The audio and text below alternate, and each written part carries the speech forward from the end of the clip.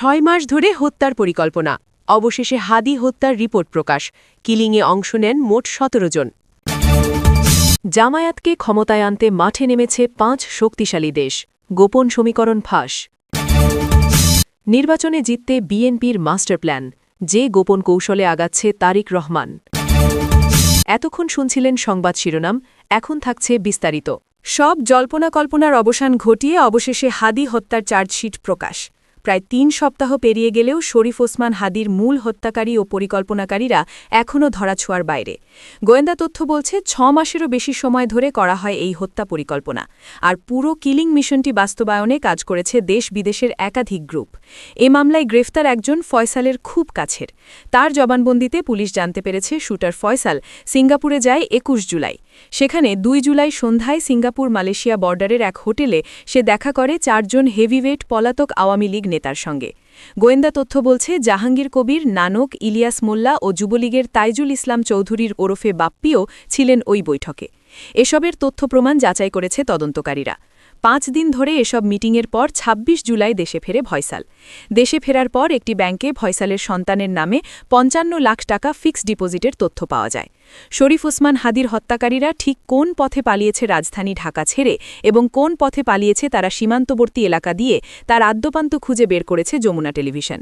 এবার প্রশ্ন হল, কারা তাকে সহযোগিতা করেছিল এই দেশ থেকে পালিয়ে যেতে? তাদের নাম খুঁজে বের করতে গিয়ে 2 জনের নাম পাওয়া যায়। একজন তাইজুল ইসলাম চৌধুরী ওরফে বাপ্পি, যিনি রূপনগরের মিরপুরের এই এলাকারই ছিলেন সাবেক কাউন্সিলর। আরেকজন ছিলেন তার ভগ্নিপতি, যিনি আমিনুল ইসলাম, যার সহযোগী। আমাদের প্রশ্ন, এই মুহূর্তে তারা 2 জন কোথায় এবং কিভাবেই তারা সহযোগিতা করলেন তাদেরকে পালিয়ে যেতে? এলাকাবাসীরাই বা কী বলেন?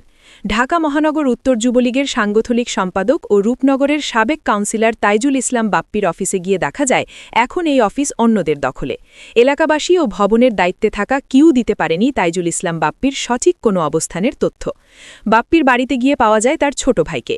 যমুনা টিভিকে তিনি নিশ্চিত করেন বাপ্পির শেষ লোকেশন ছিল দুবাই। এরপর আর যোগাযোগ হয়নি তাদের সাথেও। 5 অগস্টের পর বেনাপোল সীমান্ত দিয়ে বৈধ পথেই দেশ ছাড়ে বাপ্পি। কাউন্সিলর বাপ্পি ছিলেন সাবেক এমপি ইলিয়াস মোল্লার ঘনিষ্ঠজন। সমস্ত কিছু কলকাঠি নেড়েছে এই আওয়ামী দুঃশাসনের সন্ত্রাসীরা। এই সন্ত্রাসীদের যাদের নাম এসেছে তাদের অন্যতম একজন হচ্ছে এই তাইজুল ইসলাম বাপ্পি। গোয়েন্দা তথ্য বলছে বাপ্পির দিকনির্দেশনায় তার ভগ্নিপতি আমিনুল ইসলাম ব্যবস্থা করেন ফয়সাল আলমগীরের পালিয়ে যাওয়ার রুট। এরই মধ্যে গ্রেফতার আছে আমিনুল। দালাল ফিলিপের মাধ্যমে হালুয়াঘাট সীমান্ত দিয়ে হত্যার রাতেই ভারতে পালিয়ে যায় ফয়সাল ও আলমগীর। পৃথিবীর বুকে এমন কিছু সুপার পাওয়ার বা শক্তিশালী দেশ রয়েছে যারা আনঅফিশিয়ালি বা লোকচক্ষুর অন্তরালে চায় বাংলাদেশের রাষ্ট্রক্ষমতায় বড় ধরনের পরিবর্তন আসুক। আরও সুনির্দিষ্ট করে বললে, তারা চায় আগামীতে বাংলাদেশের মসনদে বসুক বাংলাদেশ জামায়াতে ইসলামী। অবাক হচ্ছেন? ভাবছেন এটি কি কোনো ষড়যন্ত্র তত্ত্ব নাকি বাস্তবের কোনো গভীর খেলা? এই ভিডিওতে আমরা প্রমাণসহ দেখিয়ে দেব বিশ্বের কোন 5টি প্রভাবশালী দেশ এখন জামায়াতে ইসলামীকে ক্ষমতায় আনার জন্য উঠে পড়ে লেগেছে এবং নেপথ্যে তারা কি ভয়ঙ্কর সব তৎপরতা চালাচ্ছে। তাদের কূটনৈতিক চাল এবং গোয়েন্দা রিপোর্টগুলো বিশ্লেষণ করলে এমন কিছু তথ্য বেরিয়ে আসে যা আপনার চিন্তার জগৎকে ওলটপালট করে দেবে। পাকিস্তান, তুরস্ক কিংবা চীনের মতো দেশগুলোর পাশাপাশি এমন একটি দেশের নাম এই তালিকায় রয়েছে যা শুনলে আপনি হয়তো নিজের কানকেও বিশ্বাস করতে পারবেন না। চলুন একে একে সে দেশগুলোর মুখোশ উন্মোচন করা যাক। বাংলাদেশের রাজনীতি এখন আর শুধু ঢাকা শহরের রাজপথে সীমাবদ্ধ নেই, এটি এখন আন্তর্জাতিক দাবার বোর্ডের একটি গুরুত্বপূর্ণ অংশ। বিভিন্ন দেশের গোয়েন্দা সংস্থা এবং কূটনৈতিক মিশনগুলোর সাম্প্রতিক কর্মকাণ্ড পর্যবেক্ষণ করলে দেখা যায় তারা একটি নির্দিষ্ট দলের প্রতি তাদের সমর্থন ও আগ্রহ প্রকাশ করছে, আর সেই দলটি হল বাংলাদেশ জামায়াতে ইসলামী। কিন্তু প্রশ্ন হল, কেন এই পরাশক্তিগুলো হঠাৎ করে জামায়াতকে ক্ষমতায় দেখতে চাইছে? প্রথমেই যে দেশটির নাম উঠে আসে সেটি হল পাকিস্তান। এটি খুব একটা আশ্চর্যের মনে না হলেও তাদের সাম্প্রতিক কর্মকাণ্ডের ধরন বেশ চমকপ্রদ। পাকিস্তানের এই তৎপরতা সম্পর্কে ভারতের গোয়েন্দা সংস্থা রয়ের একটি চাঞ্চল্যকর প্রতিবেদন সামনে এসেছে। ভারতীয় গোয়েন্দারা মনে করছেন আগে বাংলাদেশে ভারত যেভাবে একচ্ছত্র আধিপত্য বজায় রেখে ফাঁকা মাঠে গোল দিত, বর্তমান প্রেক্ষাপটে সেটি আর সম্ভব হচ্ছে না। ভারতকে টার্গেট করে এবং ভারতের প্রভাব বলয় থেকে বাংলাদেশকে বের করে আনার জন্য পাকিস্তানের গোয়েন্দা সংস্থা আইএসআই ঢাকায় বসে তাদের কার্যক্রম পরিচালনা করছে।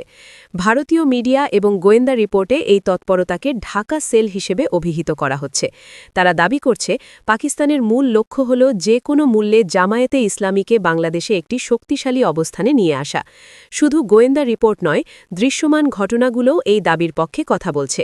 সাম্প্রতিক সময়ে পাকিস্তানের হাই কমিশনের সঙ্গে জামায়াতে ইসলামীর আমিরের দফায় দফায় বৈঠক হয়েছে। কূটনৈতিক শিষ্টাচারীর তোয়াক্কা না করে পাকিস্তানের ডেপুটি প্রাইম মিনিস্টার সরাসরি পাকিস্তান থেকে উড়ে এসে কোনো সরকারি দপ্তরে না গিয়ে সোজা চলে গেছেন জামায়াতের আমিরের বাসভবনে।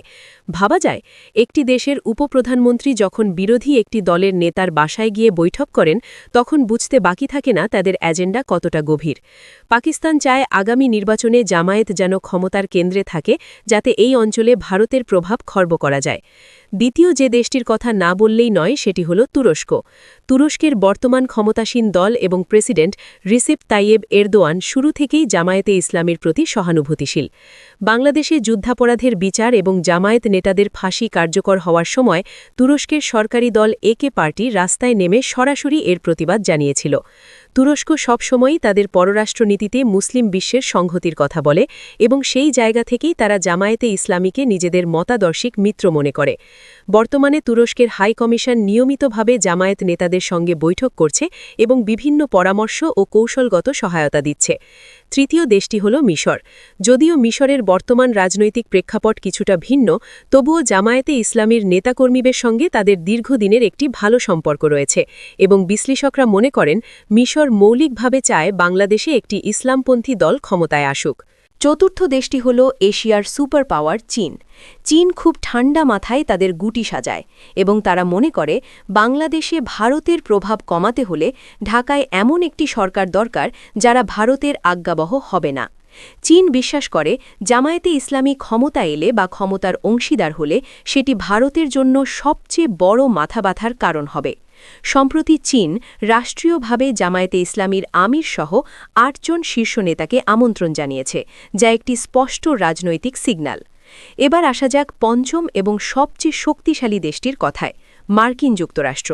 যদিও যুক্তরাষ্ট্র সাধারণত ইসলামপন্থী রাজনীতির বিরোধিতা করে, তবুও সাম্প্রতিক সময়ে পশ্চিমা বিশ্বের কূটনীতিকরা যেভাবে জামায়াত নেতাদের সঙ্গে বৈঠক করছেন তা ভিন্ন বার্তা দিচ্ছে। যুক্তরাজ্য, জার্মানি, ফ্রান্স সহ ইউরোপীয় দেশগুলোর হাইকমিশনাররা জামায়াতের সঙ্গে যোগাযোগ রাখছেন এবং ভারতীয় বিশ্লেষকরা মনে করছেন এর নেপথ্যে রয়েছে যুক্তরাষ্ট্রের ভূ-রাজনৈতিক স্বার্থ।